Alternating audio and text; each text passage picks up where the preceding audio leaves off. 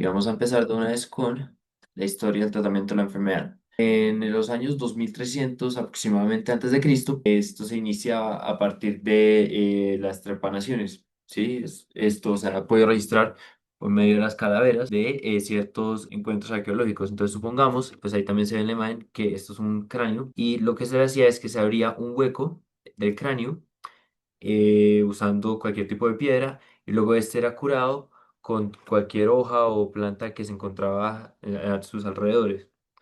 La siguiente es, vamos a dar muchos saltos en la historia, son los incas y los aztecas, los cuales también me gustaría hacer una mención al Imperio Bizantino o la época bizantina, ya que tanto los incas y los aztecas como los bizantinos pensaban que la epilepsia era una enfermedad muy relacionada a la religión, a lo mágico, entonces pensaban que era una posesión demoníaca.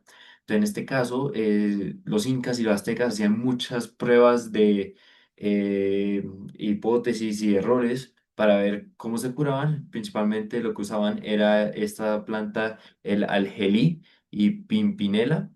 Y también usaban la sangre y carne de ciertos animales como el cóndor, la llama y el puma.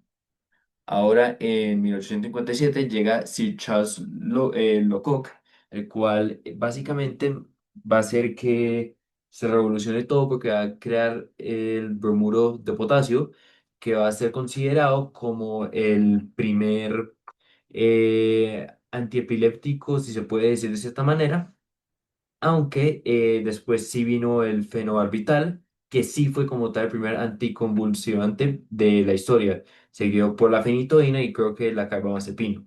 Y ahora en la actualidad existe un montón de tratamientos nuevos, no solo farmacológicos, como el ejemplo que puse ahí, la de ganaxolona, que es el fármaco más reciente, pero también se puede complementar junto a una dieta cetogénica. Primero que todo, la fisiopatología es una rama de la medicina que estudia los mecanismos de las enfermedades y cómo afectan el funcionamiento normal del cuerpo. Bueno, entonces, la epilepsia es un trastorno neurológico crónico que se caracteriza por la presencia de crisis epilépticas recurrentes. Esto significa que una persona tenga la predisposición a generar crisis epilépticas. Estas crisis ocurren debido a una actividad eléctrica anormal, excesiva y sincronizada de grupos de neuronas en el cerebro. En condiciones normales, nuestras neuronas se comunican a través de impulsos eléctricos controlados, que permiten funciones tan diversas como movernos, pensar o percibir. Pero en la epilepsia, ese control se pierde temporalmente y la actividad eléctrica se vuelve caótica y muy sincronizada. Esto puede manifestarse de muchas formas, desde movimientos como convulsiones sensibles hasta alteraciones en la conciencia, sensaciones extrañas o comportamientos automáticos. Según la Organización Mundial de la Salud, más de 50 millones de personas en el mundo viven con epilepsia, lo que convierte pues, la epilepsia en una de las enfermedades neurológicas más frecuentes en las personas. Comprender su fisiopatología es clave para mejorar los tratamientos y reducir el estigma asociado a esta condición. Bueno, después tenemos el mecanismo fisiopatológico. Entonces, para entender qué ocurre en la epilepsia, primero debemos recordar que la función cerebral depende de un equilibrio entre la excitación y la inhibición neuronal. Este equilibrio está mediado principalmente por dos neurotransmisores. El glutamato, que es conocido como el neurotransmisor más excitador del sistema nervioso central, que estimula o excita las neuronas, y el GABA, que es conocido como el neurotransmisor más inhibidor, que las inhibe a las neuronas y ayuda a mantener el control. En un cerebro sano, la comunicación entre estas dos fuerzas es constante y regulada, pero en la epilepsia, ese balance se rompe y hay un aumento de la excitación o disminución de la inhibición, lo que genera la hiperexcitabilidad neuronal. Cuando una neurona se vuelve hiperexcitable, puede disparar impulsos eléctricos de manera más fácil y más rápida de lo normal. Y cuando muchas neuronas hacen esto al mismo tiempo, ocurre un fenómeno llamado descarga neuronal sincronizada, que es el origen de la crisis epiléptica. Además, Esta alteración puede estar relacionada con defectos en los canales iónicos, que son los encargados de permitir el paso de iones como sodio, potasio y calcio a través de la membrana neuronal.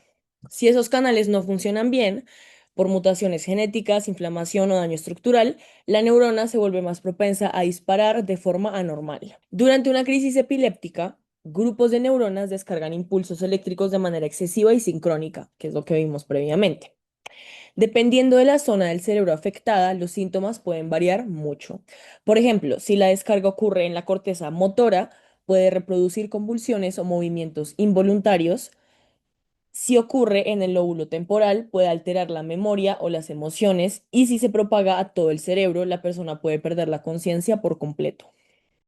Ahora, sabiendo que entre un 30% y un 40% de personas desarrollan epilepsia farmacoresistente, es decir, que no responden bien a tratamientos convencionales, sabemos lo fundamental que es comprender cómo los fármacos actúan desde la farmacodinámica y cómo el cuerpo los procesa, la farmacocinética, para desarrollar terapias más eficaces y seguras. En primer lugar, hablemos de la farmacocinética de los fármacos antiepilépticos tradicionales, los FAE, como la fenitoína. Aprobada para su comercialización en 1939, esta es lipofílica, se absorbe por vía oral y alcanza su concentración máxima entre 1 y 3 horas. Se une en un 90% a proteínas plasmáticas y su cinética no es lineal, por lo que pequeñas variaciones en la dosis pueden provocar grandes cambios a niveles plasmáticos, requiriendo un control clínico frecuente.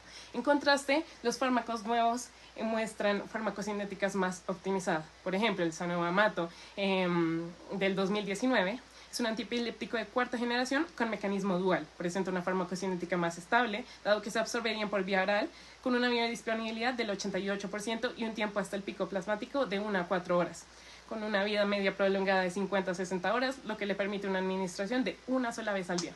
Se metaboliza parcialmente por el hígado, pero con menor riesgo de interacciones que otros FAE clásicos. Finalmente, el más reciente de estos, la ganaxolona, aprobada en el 2022, es un neuroesteroide sintético altamente lipofílico, diseñado para imitar a la alopregnanolona. Se absorbe casi por completa por vía oral y alcanza su concentración máxima en 2 a 3 horas, presentando una unión a proteínas plasmáticas del 99%.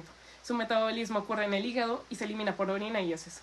Cuando se administra por vía intravenosa, incluso alcanza a tener un pico en solo 5 minutos y su vida media oscila entre 4 a 10 horas o hasta 18 horas en infusión prolongada. Ahora, para hablar con respecto a la farmacodinámica de los FAE tradicionales, que actúan modulando la excitabilidad neuronal con mecanismos que buscan prevenir la descarga excesiva de neuronas, aunque su eficacia es variable y la tolerancia limitada.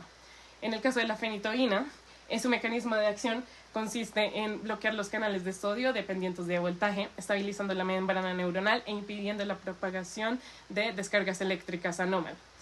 Mientras que en el caso del ceneoamato, que combina el bloqueo de canales de sodio dependientes de voltaje con la potenciación del receptor GABA-A, reduciendo tanto la excitabilidad neuronal como la transmisión excitatorias. Gracias a esta acción doble, más del 20% de los pacientes con epilepsia focal resistente logran quedar libres de crisis. Sus efectos adversos principales son somnolencia y mareo, pero con una titulación gradual se logra tolerar bien según la literatura reportada. Ahora, por último, pero no menos importante, el tratamiento más reciente de la ganaxolona actúa como modulador alostérico positivo del receptor GABA-A, aumentando la entrada del cloro y provocando hiperpolarización neuronal. A dosis bajas potencia la acción del GABA natural y a dosis altas puede actuar como agonista directo. Por tal razón, logra controlar crisis resistentes a benzodiazepinas e incluso detener episodios de estatus epiléptico refractario en menos de 5 minutos, por lo cual es una muy buena opción. La epilepsia afecta a 70 millones de personas en el mundo. Es por esto que hablaremos de dos opciones de terapia, como lo son la ganaxolona y los RNS, y hablaremos tanto de sus implicaciones para el paciente como para los cuidadores. Entonces, en primer lugar, la ganaxolona afecta a los receptores GABAergia. Esto indica que hay ciertas implicaciones relacionadas a esto. Una de estas implicaciones es la sedación que produce el mismo mecanismo de acción. Esto puede dejar a los pacientes en estado de somnolencia. Y esto sería una implicación también para los cuidadores, ya que deberían estar pendientes constantemente pues, de las personas con las que están. También los costos de este tratamiento suelen ser elevados, es decir, hay que tener en cuenta que es una inversión para poder curar, tratar de alguna manera a la persona. Por otro lado, tenemos los RNS.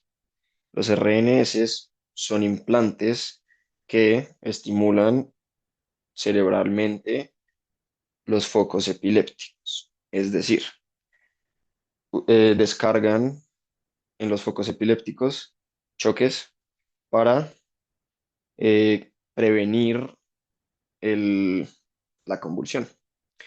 Esto, una implicación de esto puede ser la cirugía. La cirugía involucra muchas otras cosas. Una de estas son los costos, que los costos en cirugías para epilepsia suelen ser entre $15.000, $20.000. Y también hay que tener en cuenta la recuperación, y esto para los cuidadores es una implicación, porque es una recuperación larga, es una recuperación que necesita de atención constante. Por último, tanto la ganaxolona como los RNS, aunque sean tratamientos innovadores, hay que tener en cuenta ciertas complicaciones y las implicaciones que tiene someterse a estos tratamientos. También, pues sabiendo que es una inversión, pues hay que tomar con calma la decisión de tratar a las personas con estos tratamientos, valga la redundancia, para su mejora.